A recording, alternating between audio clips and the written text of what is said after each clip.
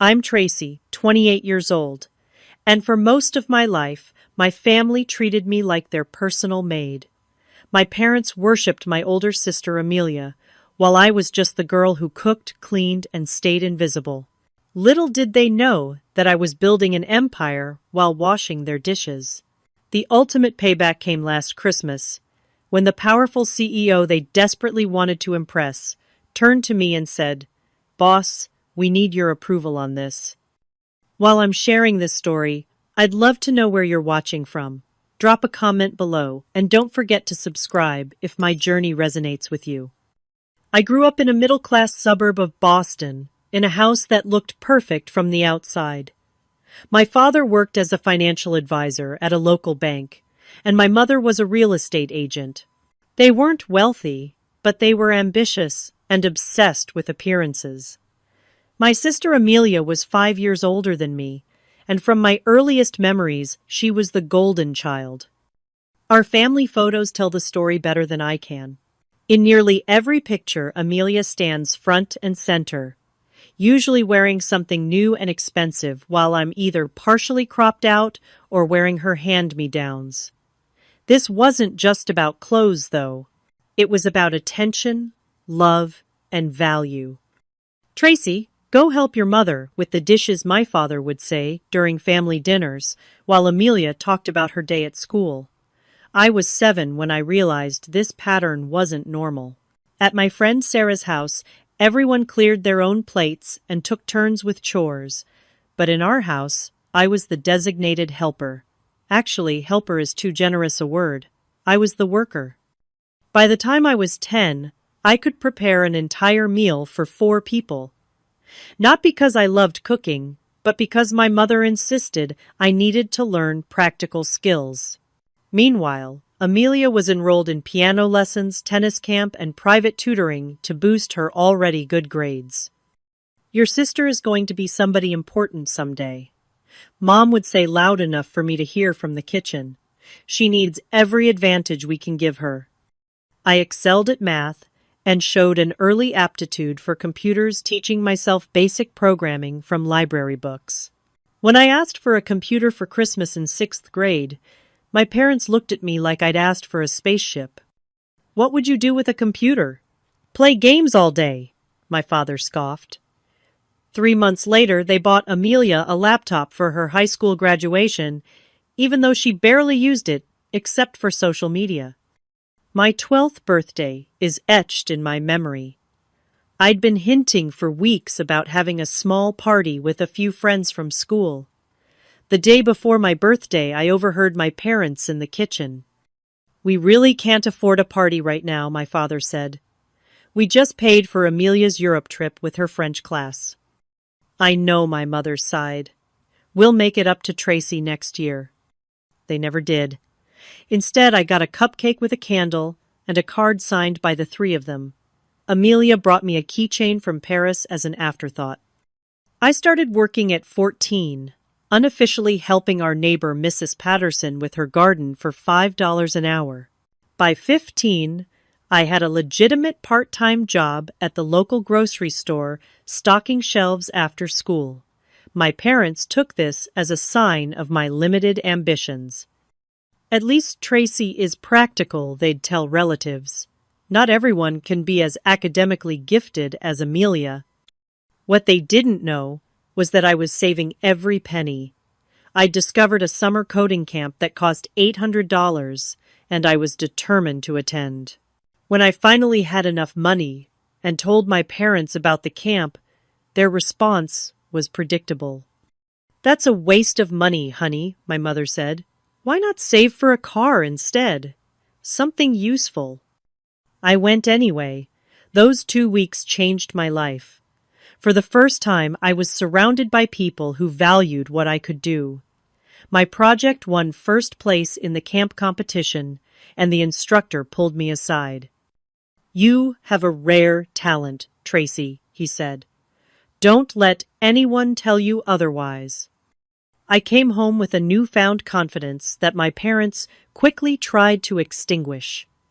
The certificate of achievement I'd proudly displayed on my wall mysteriously disappeared during one of my mother's cleaning sprees. When I confronted her, she claimed she thought it was just camp paperwork. Through my high school years, the pattern continued. Amelia went to an expensive private college to study law with my parents covering all expenses. Meanwhile, I stayed up late every night, studying, determined to earn scholarships for my education. The guidance counselor suggested I apply to community college since my parents hadn't saved for my education. "Your sister is going to be a lawyer," they'd tell people proudly. And when asked about me, they'd simply say, "Tracy is good with computers. She'll find something." I was more than good with computers. I was exceptional. But in my family, that didn't matter. I was the maid, the cook, the invisible one. And I was determined to change that, even if they never noticed.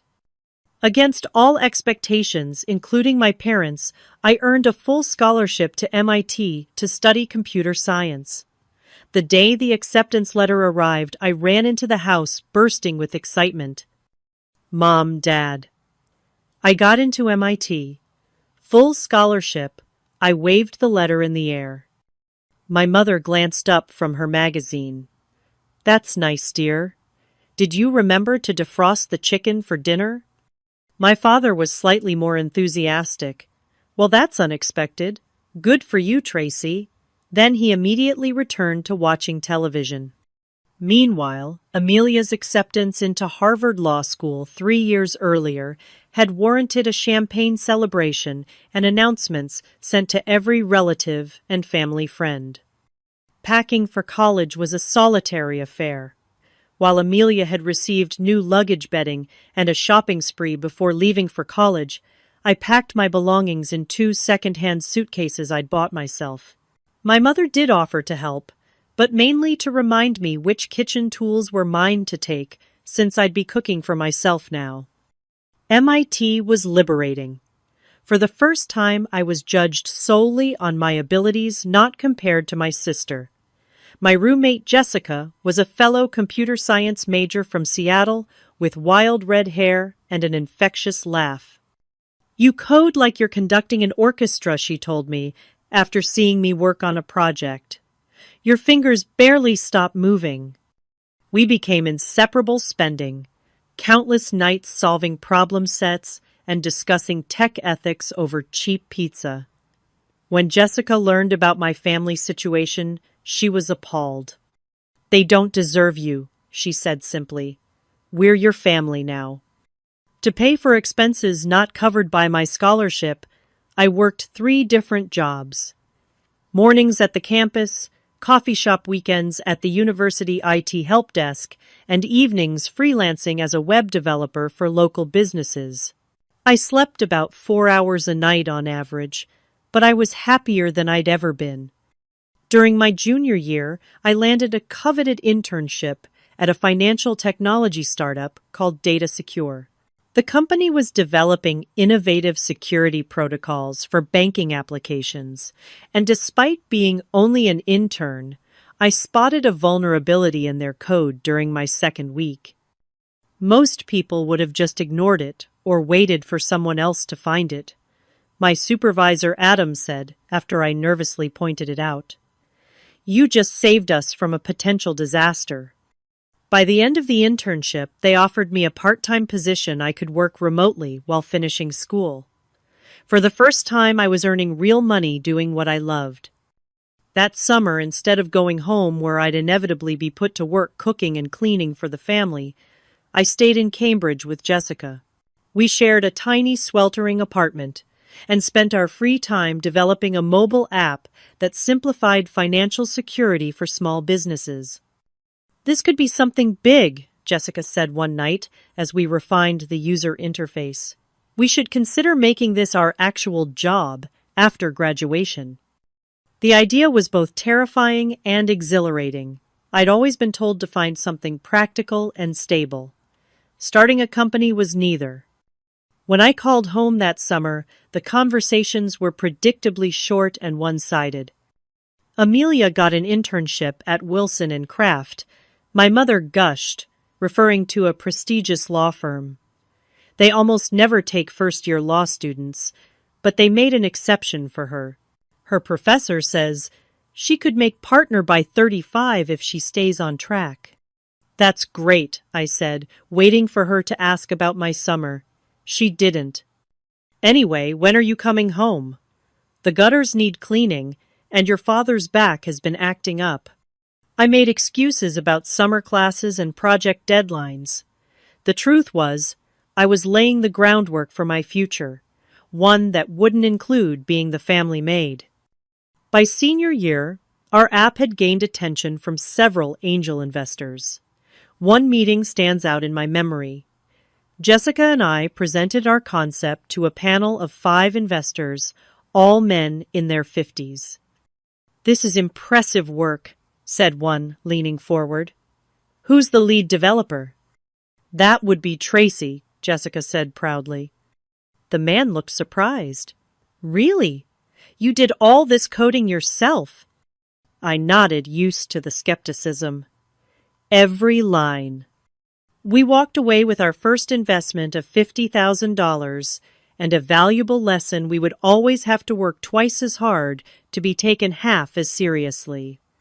When graduation approached, my parents finally showed interest in my college experience, primarily because they couldn't avoid attending the ceremony without appearing neglectful to their friends and extended family. "So, what are your plans after graduation?" my father asked during a rare phone call. "There are some entry-level IT positions at the bank. Not glamorous, but stable." "Actually," I said, taking a deep breath, "I'm starting my own company with Jessica." The silence was deafening. "A company?" he finally repeated. "What kind of company?" "A financial security software firm. We've already secured initial funding."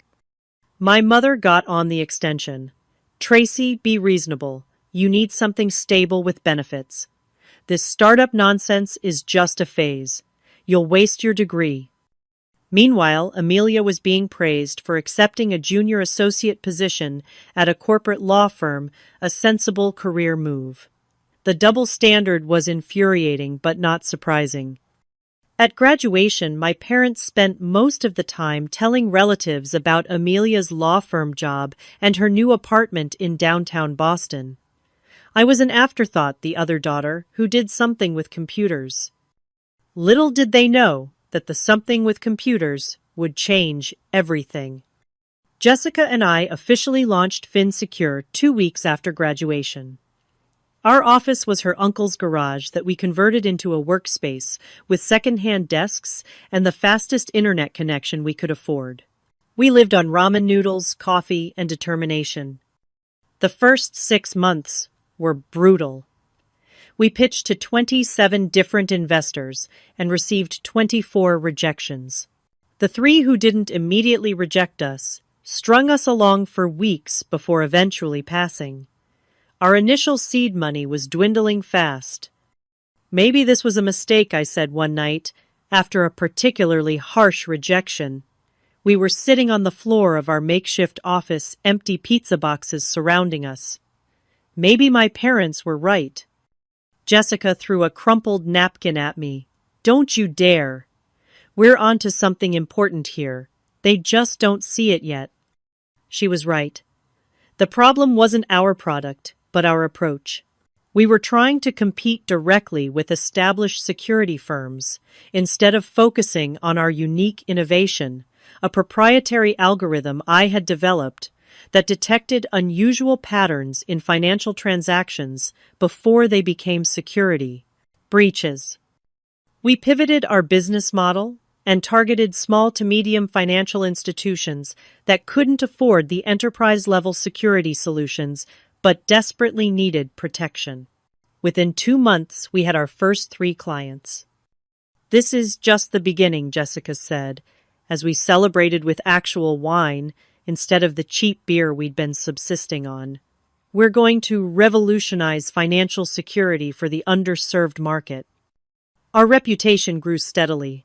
A trade magazine featured our algorithm in a technical piece that caught the attention of larger players in the industry. Suddenly, the investors who had rejected us were calling back interested in what they had missed. 1 year into our venture, we secured a significant round of funding that allowed us to move into a real office space and hire our first employees. I remember standing in the empty office space, keys in hand, hardly believing it was real. CEO Tracy Jessica said, bumping my shoulder with hers, "Has a nice ring to it." Co-CEO's I corrected her. Jessica shook her head. "You're the technical genius and the visionary. I'm better at operations and client relations. You should be CEO. I'll take COO." After some back and forth, I accepted the title. At 23, I became the chief executive officer of a growing financial security firm. We hired 4 employees that first month, including Jackson Moore, a brilliant security analyst with a background in both finance and cybersecurity. "Your algorithm is revolutionary," he told me during his interview. "The way it predicts potential security breaches based on micro-patterns is unlike anything I've seen."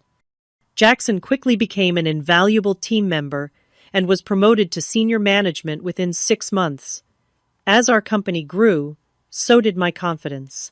For the first time in my life, I was valued for my intelligence and abilities rather than my usefulness as a household helper. 2 years after founding FinSecure, we expanded to 20 employees and moved to a larger office in downtown Boston. Our client list included dozens of credit unions, community banks, and financial service providers across the country. We were profitable and growing. Through it all, I never shared the details of my success with my family, not because I wanted to hide it, but because they never asked. Our conversations remained superficial, with my parents dominating the discussion with news about Amelia's latest achievements at her law firm. When I did visit home, which was rare, nothing had changed. My mother still expected me to help with dinner and cleaning. My old bedroom had been converted into a home office for my father, so I slept on the pull-out couch. Amelia's room, however, remained perfectly preserved, even though she had her own apartment in the city. "Tracy works for some tech company," was how my mother introduced me to her friends when I encountered them. She never bothered to learn the name of my company or what we actually did. In stark contrast to my family life, my professional life was thriving. By our 3rd year, FinSecure had caught the attention of major financial institutions. Our breakthrough came when we signed BlackRock Financial, one of the largest investment management corporations in the world. Their head of security had approached us after a conference where I presented our latest security innovations. "We need this level of protection for our clients," he said. "Name your price." The contract was worth millions and put FinSecure on the map. We expanded to 50 employees and opened a second office in New York. I purchased a beautiful apartment in a historic building in Boston's Back Bay neighborhood, with high ceilings and large windows that let in abundant natural light. It was everything I had dreamed of having while growing up in my parents' cramped house, where I never had space of my own. My personal life took a backseat to building the company, but I was content. I had a small circle of close friends, including Jessica, who had become like family to me. We worked hard, but made time for occasional vacations and self-care. I learned to set boundaries and prioritize my well-being, something I had never been allowed to do in my parents' home. As FinSecure approached its 5th anniversary, we were valued at over $30 million, with offices in 3 cities and over 100 employees. I was featured in Forbes 30, under 30 list for finance technology, and our innovative security solutions had become industry standards. Throughout this growth, I remained private about my success. My employees knew me as a fair, demanding, but supportive leader who valued innovation and integrity above all. Few knew about my background or family dynamics. I preferred to be judged on my work, rather than my story. Jackson Moore had risen to become our chief security officer and right hand. His insights had helped shape our expansion strategy, and his relationship with clients, particularly BlackRock Financial, had been instrumental to our growth. "We're changing the industry," he told me one evening, as we reviewed quarterly results, "and we're just getting started." I nodded, thinking how far I had come from the girl who was only valued for how well she could clean the kitchen. If only my family could see me now. But then again, would they even recognize my accomplishments for what they were? Despite my professional success, my relationship with my family remained unchanged. If anything, it worsened as my limited availability for family obligations made me even more of a disappointment in their eyes. Thanksgiving of that year marked a particularly painful example. I arrived at my parents' house after closing a major deal that morning, exhausted but proud of what my team had accomplished. As soon as I walked through the door, my mother thrust an apron at me. "Thank goodness you're finally here. The potatoes need mashing, and the gravy isn't going to stir itself," she said, not even bothering with a proper greeting. No hello, no how are you, no questions about my life or work. Just immediate deployment to kitchen duty, while Amelia sat in the living room, chatting with our father and extended family. "Mom, I just drove 2 hours after a really long week. Could I at least put my bag down and say hello to everyone first?" I asked, trying to keep the irritation from my voice. She looked affronted. "We're all tired, Tracy. Amelia worked until 9 last night preparing her case files. But you don't hear her complaining. The turkey will be ready in 20 minutes. I bit my tongue and put on the apron. From the living room, I could hear my father proudly telling my uncle about Amelia's recent victory in court. Youngest associate to lead a corporate defense case at the firm he boasted. They're already talking about fast-tracking her to partner. Meanwhile, I was in the kitchen, peeling potatoes like a scullery maid. The irony wasn't lost on me that my company had just closed a security contract worth more than what Amelia's law firm would bill in an entire year. After dinner, which I had helped prepare serve, and would inevitably be expected to clean up after Amelia held court in the living room, talking about her new boyfriend, Daniel. "He's the CFO at BlackRock Financial," she said importantly. "Only 34 and already controlling billions in assets. We met at a charity gala last month." I nearly choked on my water. BlackRock Financial was our biggest client. I had personally met with their executive team multiple times, though apparently not with Daniel. "That's a prestigious firm," my father said approvingly. "They only hire the best and brightest." "Daniel says they're implementing a revolutionary new security system," Amelia continued. "Very technical, but it's supposed to save them millions in potential fraud prevention." I suppressed a smile. She was talking about our system, the one I had designed. "What about you, Tracy?" my aunt asked politely. "Are you still doing that computer thing?" Before I could answer, my mother jumped in. "Tracy works for some tech startup. Very small operation from what I understand." "I'm actually the CEO," I said quietly. My father laughed. "CEO, Customer Service Representative, Social Media Manager. These tech companies give everyone fancy titles these days." The conversation quickly turned back to Amelia and Daniel. I excused myself to start clearing the dishes, a task that no one else seemed to notice needed doing. Later that evening, as I was washing dishes alone in the kitchen, Amelia came in to refill her wine glass. "So this company you work for," she said, leaning against the counter. "What's it called again?" "Vinsecure," I replied, scrubbing at a particularly stubborn pot. She shrugged. "Never heard of it. Daniel says cybersecurity is the future, though. Maybe your little company will get acquired by someone substantial eventually." "Maybe," I said non-committally. Anyway, she continued, Daniel and I are thinking of buying a summer house in the Hamptons next year. His year-end bonus should cover the down payment. As she walked away, I wondered what she would say if she knew that my little company was the one protecting her boyfriend's firm from losing millions to security breaches.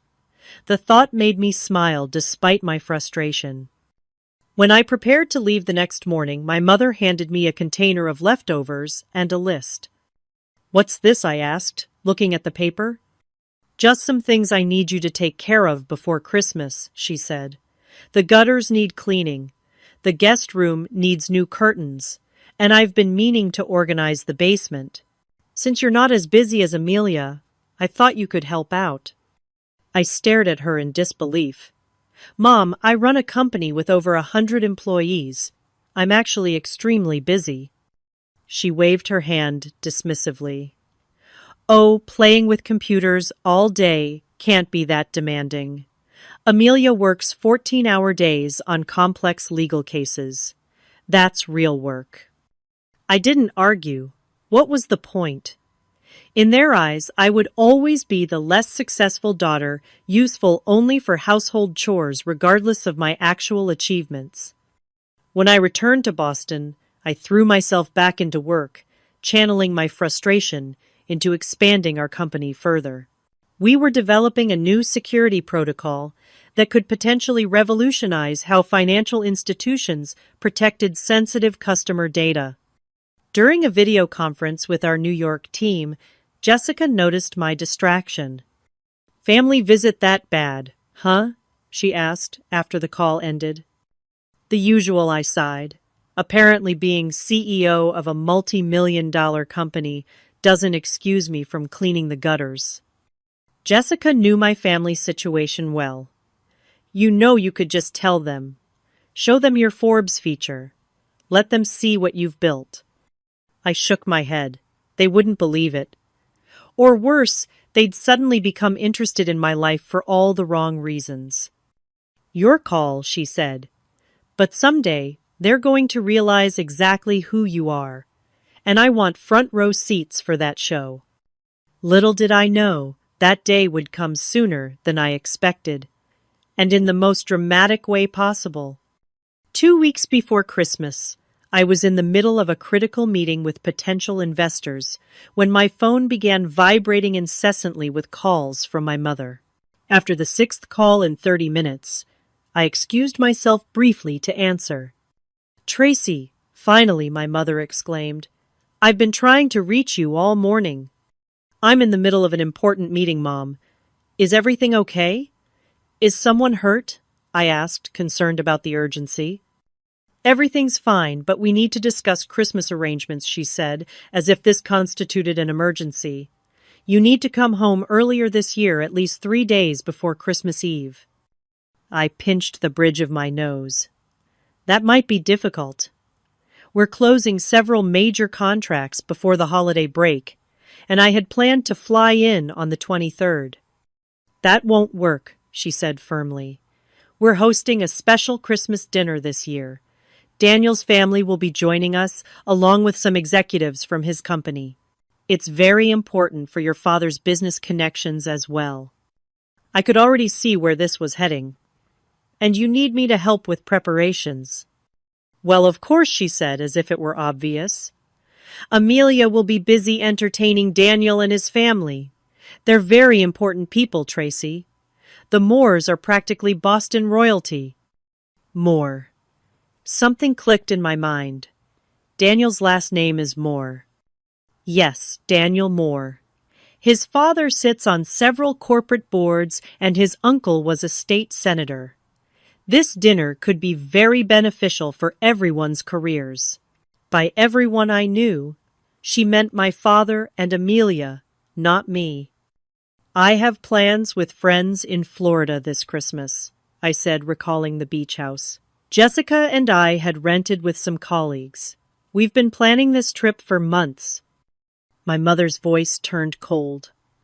"Plans with friends. This is family, Tracy, and this dinner is important for your father's business and Amelia's relationship. Surely your little vacation can wait. It's not just a vacation, Mom. It's the only break I've had all year. I've been working nonstop. Working at what? That tiny tech job, Tracy. This is about supporting your family. Daniel could become part of our family, and these connections matter. Your sister has a real chance at building something substantial here. Each dismissive word stung, but I'd grown accustomed to the pain over the years. I considered my options. I could once again sacrifice my happiness for a family that didn't value me, or I could finally stand up for myself. I'll see what I can do, I said noncommittally. Good, my mother replied. We'll need help with the cooking, cleaning, and setting up the guest rooms. Your father's converting your room into additional guest space since Daniel's parents will need it, so you'll sleep on the sofa bed in the den. The injustice of it all crashed over me like a wave. Not only was I expected to be the unpaid help, but I wasn't even worthy of a proper place to sleep in my childhood home. How many people are we talking about? I asked, dreading the answer. Your sister's friends are spending Christmas here. It's only 22 people, she said with a dismissive laugh. Nothing we can't handle if we all pitch in. By all, she meant me. Amelia would be too busy playing hostess, and my parents would be networking. I would be the one cooking for 22 people and cleaning up after them while sleeping on a lumpy sofa bed. That's a lot of people, Mom. Maybe we should consider catering, she scoffed. And waste money when you're perfectly capable in the kitchen. Don't be ridiculous. Besides, Daniel mentioned how much he values home-cooked meals. It shows character. I took a deep breath. I'll need to check my work schedule and get back to you. There's nothing to check, Tracy. This is happening. I'll email you the menu I've planned and the guest list so you can prepare. We need you here by the 21st at the latest. Her tone left no room for discussion. After hanging up, I returned to my meeting, but I couldn't focus. All I could think about was how at 28 years old, with all I had accomplished, I was still just the family maid in my parents' eyes. That evening, I called Jessica and explained the situation. So let me get this straight, she said, anger evident in her voice. They want you to cancel our vacation, which we've been planning for 6 months, so you can cook and clean for 22 people, including executives from BlackRock, who are probably our clients, all while sleeping on a sofa bed. Because your room is being given to strangers. That about sums it up, I sighed. And they still have no idea you're the CEO of the company that protects their precious Daniels firm from financial disaster. Nope. Jessica was quiet for a moment. Tracy, I love you, and I want what's best for you. But at some point you have to stop setting yourself on fire to keep these people warm. She was right. I had built a successful company from nothing. I had earned respect in my industry. I had created a life I was proud of. Why was I still seeking approval from people who would never give it? You're right, I said finally. I'm going to Florida. Really, Jessica sounded surprised, but pleased. You're not going to cave. Not this time, but I'm not going to tell them yet. If I do, they'll just spend weeks trying to wear me down. I'll let them think I'm coming, and then I just won't be there. That's a bit passive-aggressive, Jessica noted. 28 years of conditioning is hard to break overnight, I admitted. Baby steps. The next day, I called my mother back. I've arranged things at work. I'll be there on the 21st. Excellent, she said, sounding genuinely pleased for once. I knew you'd do the right thing. I've already started a shopping list for you. We'll need to deep clean the house before the guests arrive, and I was thinking you could prepare some dishes ahead and freeze them. Sure, Mom, I said, the lie bitter on my tongue. Whatever you need. As Christmas approached, my mother sent daily texts with expanding lists of tasks and reminders. The menu had grown to include 5 appetizers, 3 main courses, 7 side dishes, and 4 desserts. The guest list had expanded to include additional business associates. My father sent a single message: "Bring your good clothes. These are important people." Not once did anyone ask if I needed help, if this was a burden, or even if I had my own holiday wishes. I was simply the means to their perfect Christmas. 2 days before I was supposed to arrive at my parents' house, I boarded a plane to Florida with Jessica and 4 of our colleagues. As the plane took off, I turned off my phone, leaned back in my seat, and felt a weight lift from my shoulders. "Merry Christmas to me," I whispered, looking out at the clouds below. The Florida sun was a welcome change from Boston's winter chill. Our beach house in Key West was perfect, a sprawling property with ocean views, a private pool, and enough bedrooms for everyone to have their own space. For the first time in years, I felt the tension in my shoulders begin to release. To freedom, Jessica toasted on our first evening, raising a glass of champagne as we sat on the deck watching the sunset.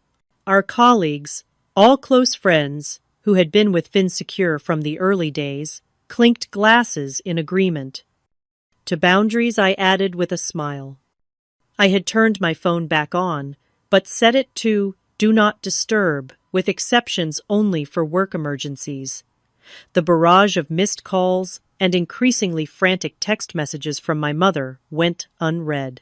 I knew I would have to deal with the fallout eventually, but for now, I was giving myself permission to enjoy the holiday I deserved. We spent the next day on the beach, swimming in the crystal-clear water and lounging under umbrellas with books and cocktails. It was exactly the break I needed after a year of intense work growing our company. On Christmas Eve morning, as we prepared a relaxed brunch on the terrace, my work phone rang. It was Jackson Moore, our chief security officer, calling from the emergency line that bypassed my Do Not Disturb settings. "Jackson, what's wrong?" I answered immediately, concerned about a potential security breach. "Sorry to disturb your vacation, Tracy," he said, his voice tense. "We have a situation with the BlackRock implementation. Their system is flagging our latest security patch as malicious code and shutting down critical functions. Their entire trading platform is at risk if we don't resolve this in the next hour." I switched into CEO mode instantly. "Have you tried the rollback protocol we established for emergency situations?" "Yes, but it's requiring executive authorization codes that only you have," he explained. "I need your approval to implement the override sequence." "Of course," I said, walking away from the group to find a quiet spot. "I'll send the authorization codes immediately. Where are you now? Still in the office on Christmas Eve?" There was an awkward pause. "Actually, I'm at a client dinner. BlackRock invited several of their security vendors to a holiday gathering. It's a bit chaotic trying to handle this discreetly." In the background, I could hear the sounds of a large gathering, clinking glasses, multiple conversations, holiday music. Then I heard something that made my blood run cold, my mother's distinctive laugh. "Jackson," I said slowly, "where exactly is this dinner taking place?" "At the home of one of our BlackRock contacts. I believe his girlfriend's parents are hosting, somewhere in the suburbs." A sick feeling settled in my stomach. "Is the address 247 Maple Avenue in Lexington?" Jackson sounded surprised. "Yes, actually. How did you know?" "Because that's my parents' house," I said quietly. There was a stunned silence on the other end. "Your parents. But that would mean—" His voice trailed off as he connected the dots. "Tracy, are you saying that Daniel Moore Island—" "My sister's boyfriend, yes," I confirmed. "And I'm guessing you're there as BlackRock's security consultant." "This island. Quite a coincidence," Jackson said, clearly struggling to process this information. "It's not a coincidence at all," I replied. My family has no idea what I actually do for a living. They think I work for some small tech startup. They've never bothered to ask for details. But how I mean you're featured in industry magazines. Your name is on our website. We've done press releases. They don't exactly follow financial technology news, I explained. And they've never shown enough interest to Google me. The absurdity of the situation suddenly struck me. Here was my family hosting a lavish dinner to impress Daniel and his business associates, while I, the person whose security system protected their entire financial operation, was supposed to be cooking and cleaning for them. "Tracy, they're all here, expecting you to have prepared dinner," Jackson said, the realization dawning on him. "Your mother keeps checking the kitchen and looking increasingly panicked." I couldn't help but laugh. I bet she islanded. She's probably wondering how she's going to feed 22 important guests without her personal chef and maid. Jackson lowered his voice. "What do you want me to do? Should I say something?" I considered my options. I could continue my vacation and let them figure it out. I could call and make up an excuse about being delayed. Or I could finally pull back the curtain and reveal the truth about who I really was. "Jackson, I need you to do me a favor," I said, making my decision. "Can you step outside and video call me in exactly 10 minutes? Make sure you're somewhere visible to everyone, especially my family and Daniel." "I can do that," he said, curiosity evident in his voice. "But what about the security override?" "There is no security emergency, is there?" I asked, suddenly suspicious. There was a pause. "No," he admitted. "Daniel mentioned you were supposed to be here cooking, but instead you were in Florida. He seemed concerned about how that reflected on the family, so I thought maybe you needed an excuse to explain your absence. A work emergency seemed appropriate." I was touched by his loyalty, but also annoyed at Daniel's presumption. "That was thoughtful in a misguided way, Jackson. But no more lies. It's time for some truth." 10 minutes later, my phone lit up with Jackson's video call. I answered immediately, making sure my beachfront setting was clearly visible in the background. "Jackson, what's the status update?" I asked professionally, loud enough for anyone nearby to hear. On screen, I could see he had positioned himself in my parents' living room, where most of the guests were gathered. I spotted my mother hovering anxiously near the kitchen door, my father making stilted conversation with an older couple, and Amelia clinging to the arm of a man I assumed was Daniel. "We need your authorization for the protocol adjustment," Miss Bennett Jackson said formally. "As CEO, only you can approve changes of this magnitude." I saw my mother freeze at the word CEO. My father turned toward the sound of Jackson's voice confusion written across his face. "Of course I'll review the parameters now," I said, maintaining the professional facade. "BlackRock is our most valued client. We can't afford any security vulnerabilities." The room had grown quieter. Jackson slowly turned so that his camera captured more of the gathering. Daniel Moore had stepped forward, peering at the screen with interest. "Tracy," he said, recognition dawning on his face. "Tracy Bennett from FinSecure. You're the sister." I smiled pleasantly. "Hello, Daniel. I apologize for not being there to cook dinner for everyone as expected. As you can see, I had a prior commitment." My mother pushed her way into the frame, her face a mixture of confusion and anger. "Tracy, what is going on? Where are you? We have guests waiting and nothing is prepared." "I'm in Florida, Mom, on the vacation I told you about.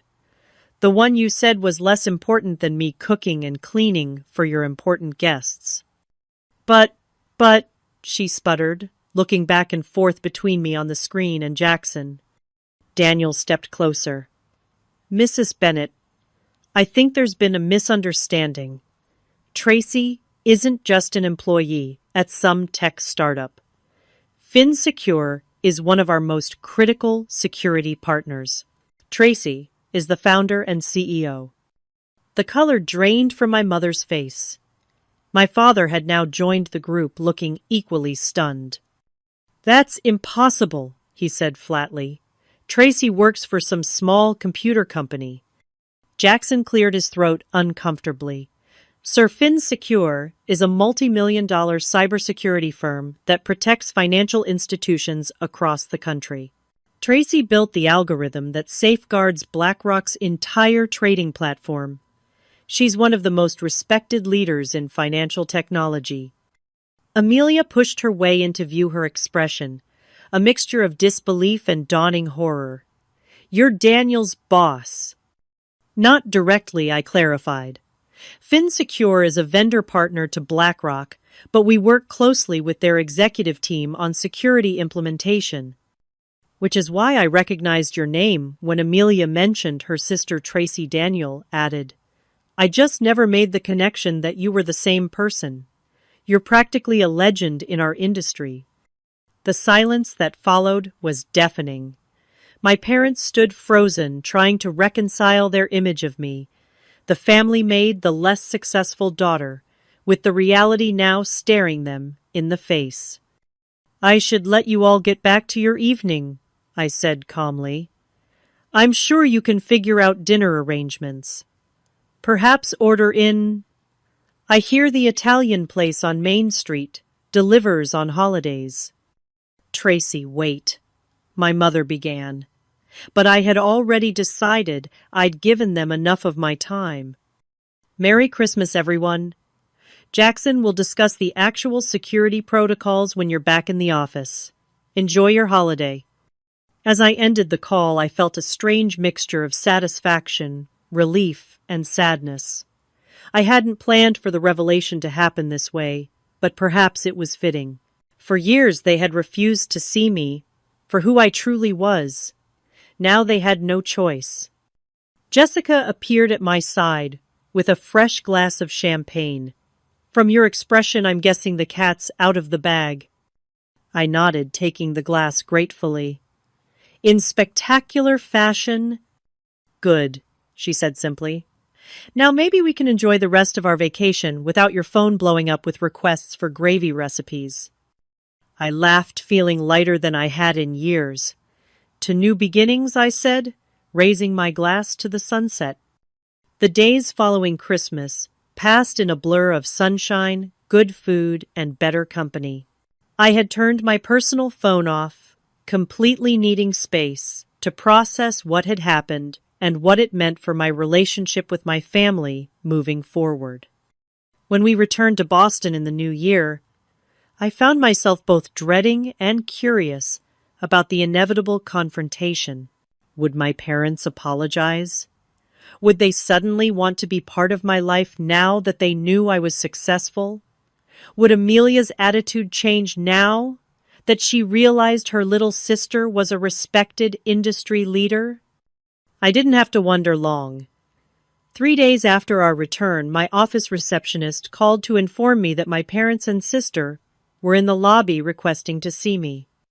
"Did they have an appointment?" I asked, already knowing the answer. "No, Miss Bennet. They insisted it was a family matter." After a moment's hesitation, I agreed to see them. "Send them to conference room 3, please. I'll be there in 10 minutes. I took my time finishing an email and collecting my thoughts before heading to the meeting. Walking through the office, I was acutely aware of how different this world was from the one my family had always imagined for me. Employees nodded respectfully as I passed. My name was on the door of the corner office. The company I had built from nothing now occupied 3 floors of a prime downtown building. When I entered the conference room, my family stood awkwardly by the floor-to-ceiling windows overlooking the Boston skyline. My mother gasped slightly when she saw me taking in my tailored suit and confident posture. "Tracy," my father began, his voice uncharacteristically hesitant. "This island, quite impressive." "Thank you," I said, simply gesturing for them to sit. "What can I do for you?" My mother's eyes were red-rimmed, whether from tears or lack of sleep I couldn't tell. "We came to apologize," she said. "We had no idea about all of this, about what you've accomplished." "You never asked," I replied, keeping my voice neutral. "In all these years, neither of you ever showed any interest in my career or my life. You were too busy focusing on Amelia." My sister flinched at that, looking down at her hands. "I didn't know either," she said quietly, "about any of this." "Of course you didn't," I said. "You were too busy accepting the preferential treatment to notice how unfairly I was treated." "That's not fair," my father protested weakly. "Isn't it?" I asked. "Tell me, Dad, when was the last time you asked about my work? When was the last time either of you treated me as anything other than free household help?" They exchanged guilty glances, unable to answer. "Christmas was the final straw," I continued. "Not only was I expected to cook and clean for 22 people, but I wasn't even worthy of a proper place to sleep in my childhood home. You gave my room to strangers, while I was supposed to sleep on a sofa bed. And why? Because in your eyes, I wasn't important enough to deserve better." "We made a terrible mistake," my mother admitted, tears now flowing freely. "We've been awful parents to you." "This isn't about one mistake," I clarified. "This is about a lifetime of treating me as less than. A lifetime of dismissing my achievements and abilities." Amelia finally spoke up. "Daniel told me everything after you hung up. About how respected you are in the industry, about how your security system is revolutionary. He couldn't believe we didn't know." "And would it have mattered if I wasn't successful?" I asked, looking directly at her. "If I really was working at some small tech startup, would that justify how you all treated me?" The question hung in the air, uncomfortable and revealing. "No," my father finally said. "No, it wouldn't. We've been wrong, Tracy, terribly wrong for a very long time." "The thing is," I said, feeling a strange calm, "I didn't build this company to prove anything to you. I built it because I believed in myself even when you didn't. I stopped seeking your approval years ago because I realized it would never come." My mother reached across the table, trying to take my hand. I let her, though I didn't return the gesture. "We're so proud of you," she said, her voice breaking. "We should have been proud all along." "Pride that only comes after external validation isn't real pride," I replied. "It's just recognition of status." The conversation continued for another hour. They asked questions about my company, about how I had built it, about my life now. Questions they should have been asking all along.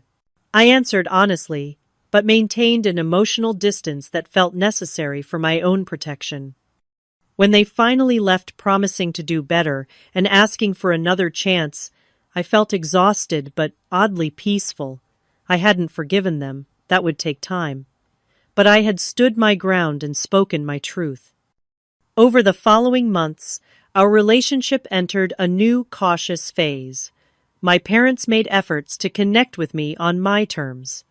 My mother no longer asked me to help with household chores when I visited. My father actually read articles about my industry and asked thoughtful questions about my work. Amelia struggled the most with the new dynamic. Her identity had been built around being the successful, favored daughter. Now she had to reconcile that with the reality that her little sister was a respected business leader. Eventually, she made peace with it, and we began to build a relationship based on mutual respect rather than the old hierarchy. FinSecure continued to grow. We expanded internationally, opening offices in London and Singapore. Our security protocols became the industry standard, and the algorithm I had developed was now protecting trillions of dollars in assets worldwide. As my professional success increased, I made sure to maintain balance in my personal life. I bought a house on the coast where I could wake up to the sound of waves. I cultivated friendships with people who valued me for who I was, not what I could do for them. I learned to set boundaries and honor my own needs, lessons that had come at a high emotional cost. The journey from family maid to respected CEO taught me that true freedom doesn't come from external validation or even success. It comes from within, from valuing yourself enough to demand respect, from setting boundaries with those who would take advantage, and from building a life that reflects your own values rather than others' expectations. My story isn't about revenge or even vindication. It's about finding the courage to break free from toxic patterns and create a life of authentic connection and purpose. The greatest victory wasn't the moment my family discovered my success.